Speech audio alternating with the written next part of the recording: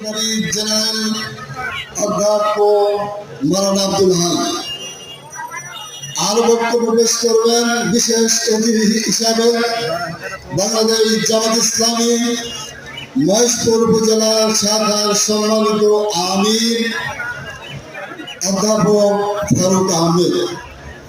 এছাড়াও নায়েবে আমির সহ উপজেলা নেতৃবৃন্দ, ইউনিয়ন নেতৃবৃন্দ, উপস্থিত আজকের এই গণমানুষের একান্ত আপনজন, বাজারের ব্যবসায়িক ভাইরা, সাংবাদিক ভাইরা, সবার প্রতি অমুসলিম ভাইরা, সবার প্রতি আন্তরিক সালাম, আসসালামু আলাইকুম ওয়া রাহমাতুল্লাহ।